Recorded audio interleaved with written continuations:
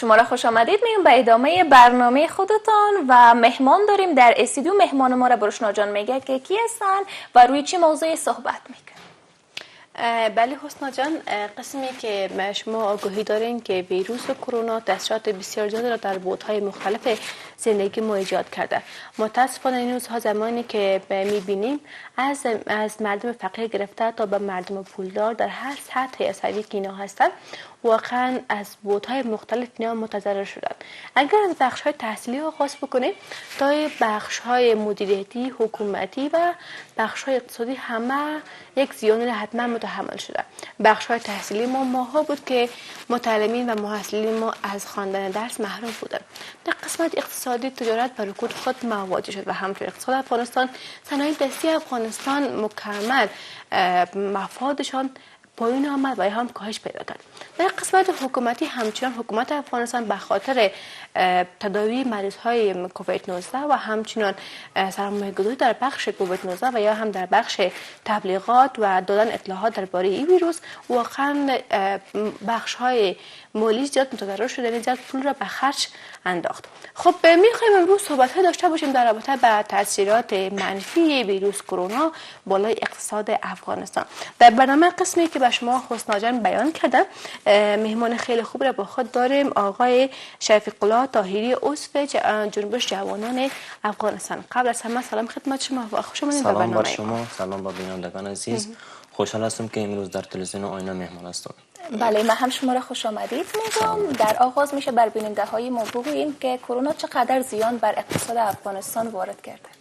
کرونا یک مرضی بود که تنها در افغانستانی بلکه تمام دنیا را فرو گرفته بود و تاثیرات کرونا می بود که بسیار ضربه قوی بالای مردم تاثیرات گذاشت. دقیقاً به اقتصاد آنها، بیکاری جوانان زیاد تاثیرات گذاشت. خب بیاین از اینجا آغاز بکنیم. زمانی که کووید 19 یا ویروس کرونا اولین بار بر افغانستان و به کابل زیبای ما آمد و هجوم آورد، خانواده های فقیر افغانستان، چون که ما می‌دانیم که تقریبا 90% از نفوس افغانستان زیر خط فقر است، چقدر اینها زیان کردن و هم چقدر متضرر شدن؟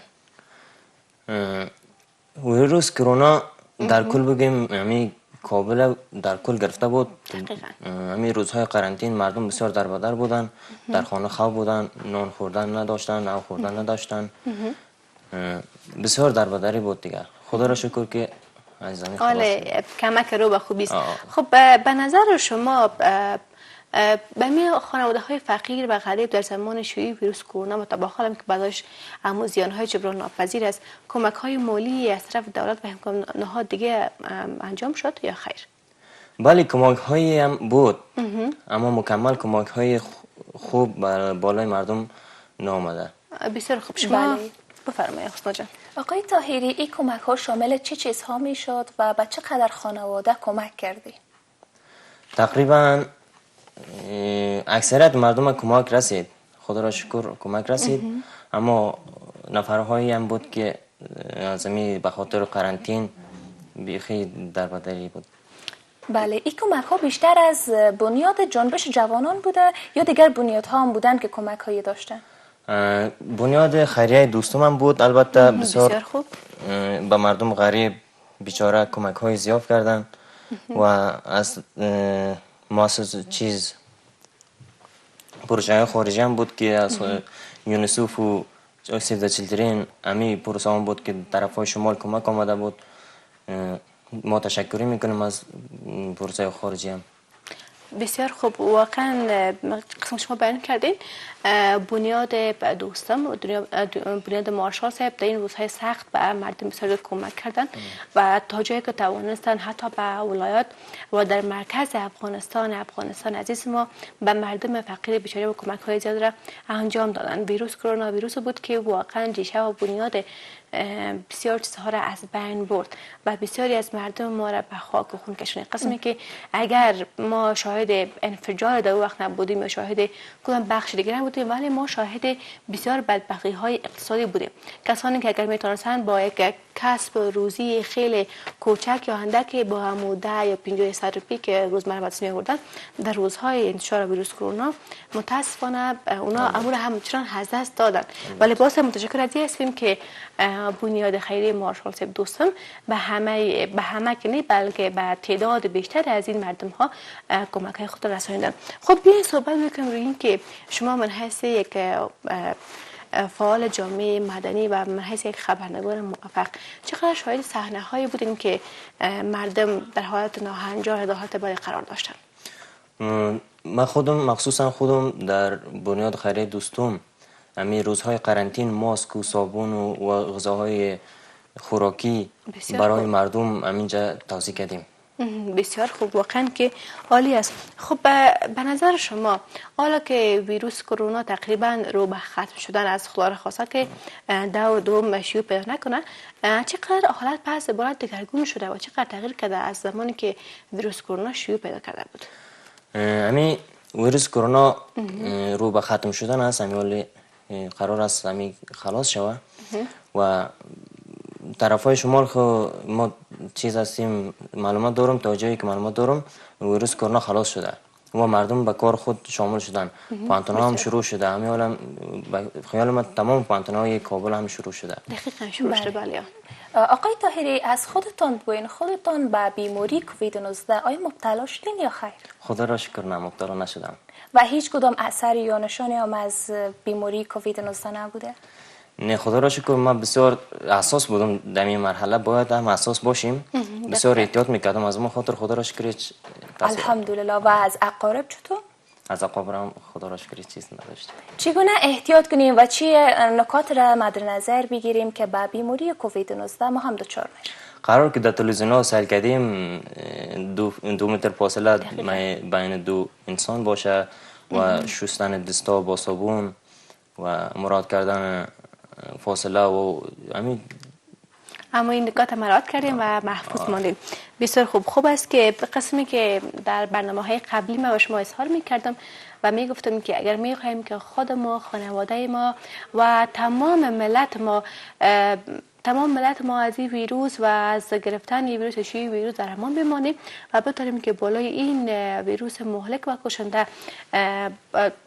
غالب شویم و این شکست بدیم، ما باید که نکات حفاظتی رو مراعات بکنیم و ناگفته نباید بگذاریم که تا حالا همچنان شایعه ها از این قرار است که بار دوم و هم شیوع موج دوم ویروس کرونا در افغانستان شاید که جریان پیدا بکنه. به خاطر اینکه باز هم بتونیم که خود ما را مثل قسمی که آقای طاهری به ما بیان کرد با مراعات کردن نکات حفاظتی خود ما حفاظت بکنیم و بتونیم که باز هم این ویروس به همین بزرگیش و به همین کشندگیش شکست بدیم.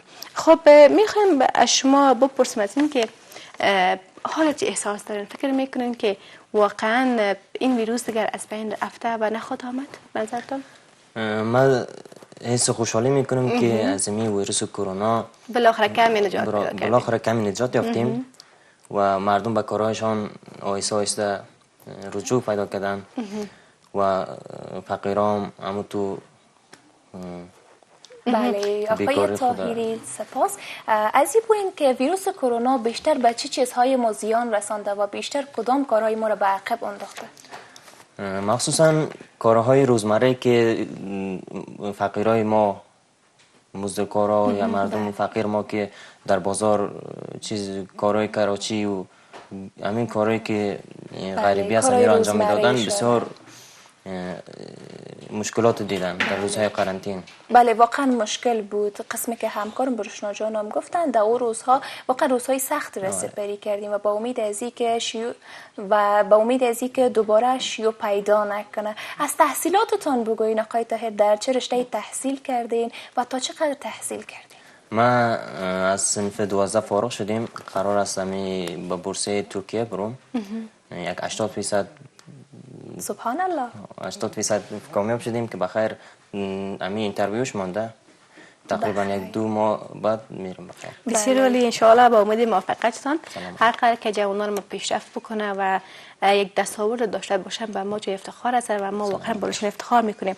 خب سخنان زیاد است و با امید روز هستیم باز هم قسمی که میشه بیان میکنم که از هیچ جنجال، از هیچ گپ و امتحار و در کنارش یک دشمن بیولوژیکی که همون ویروس کرونا هست از او همچنان در امان بمانیم و دیگه شاهد تلفات هموطنان و شهروندان عزیز خود در این بخش نباشه. خب به قسمت اخیر گفتگوهای خودمانی ما هستیم. اگر کدام پیام داشته باشین ما در خدمت هستیم. پیام امین است که جوانان باید تحصیلات خود را پیش ببرند. همین روزهای قرنطین بسیار مشکلات دیدیم و رو به خلاص شدن کرونا هستند. باز هم همین مراعات نکات حفظاتی صحت، یعنی فاصله بین دو نفر، همین چیزا رو باید همین احتیاط کنیم. بهتر میشه. بله، تشکر از حضورتان در برنامه ما. بیننده های عزیز، یک وقفه کوتاه داریم و در ادامه برنامه با ما باشید.